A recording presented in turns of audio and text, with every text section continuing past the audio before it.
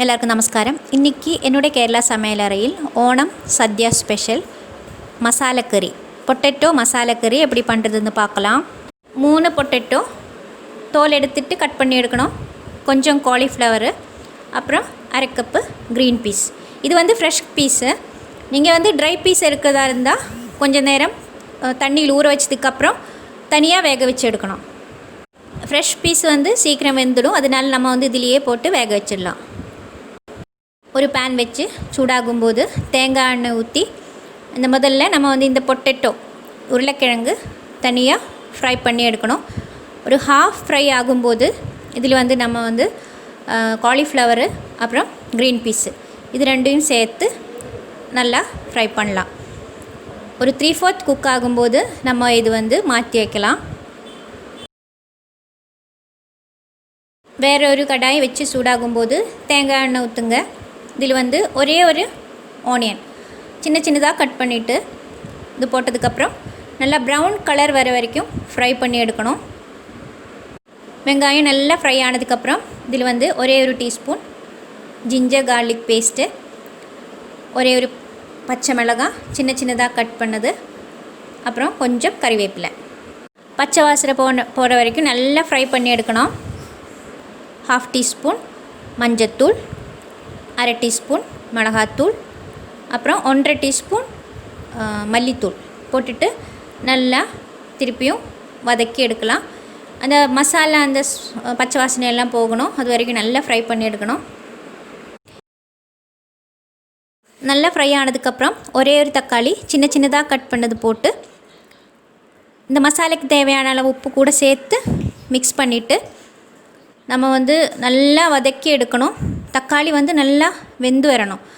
அதுக்கு நம்ம ஒரு 2 நிமிஷம் அப்படியே மூடி வச்சிடலாம். இப்போ 2 நிமிஷம் ஆயிடுச்சு, நம்ம ஓப்பன் பண்ணி பார்க்கலாம். இப்போ நீங்கள் பாருங்கள், நல்லா வெந்துருச்சு தக்காளியெல்லாம். இந்த ஸ்பூன் வச்சு நம்ம இப்படியே உடச்சி எடுத்துடலாம்.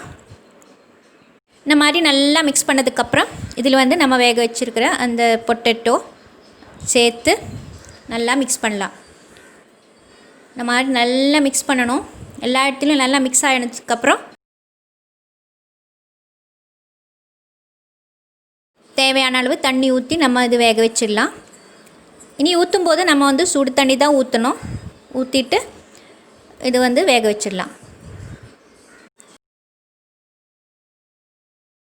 இது வேகிற டைமில் நம்ம கொஞ்சம் தேங்காய் ஒரு 3 டேபிள் ஸ்பூன் போதும். இது நல்லா ஃப்ரை பண்ணி எடுத்துடலாம். நல்லா ப்ரௌன் கலர் வர வரைக்கும் ஃப்ரை பண்ணணும். இப்போ நல்லா ஃப்ரை ஆகிடுச்சு. இது ஒரு மிக்ஸி ஜாரில் போட்டு கொஞ்சம் தண்ணி ஊற்றி அரைச்சி எடுக்கலாம். இப்போ நம்ம அந்த பொட்டேட்டோ எல்லாம் வெந்துருச்சான்னு பார்க்கலாம். இப்போ நீங்கள் பாருங்கள், இப்போ நல்லா வெந்துருச்சு. இதில் நம்ம அந்த அரைச்சி வச்சுருக்கிற அந்த தேங்காய் பேஸ்ட் ஊற்றி நல்லா மிக்ஸ் பண்ணலாம். நல்லா மிக்ஸ் பண்ணதுக்கப்புறம் இதில் ஒரே ஒரு டீஸ்பூன் கரம் மசாலா, அப்புறம் 1/2 டீஸ்பூன் பெப்பர் பவுடர் போட்டு நல்லா மிக்ஸ் பண்ணலாம். இப்போ நீங்கள் பாருங்கள், நல்லா மசாலா அந்த மாதிரி தான் இருக்குது.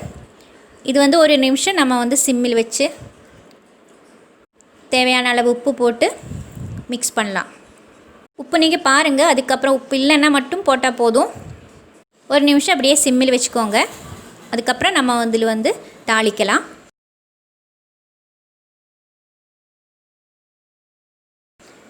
தாளிக்கிறது தேங்காய் எண்ணெய் தான், அப்புறம் கொஞ்சம் சின்ன வெங்காயம் ஒரு 3-4 எடுத்தால் போதும்.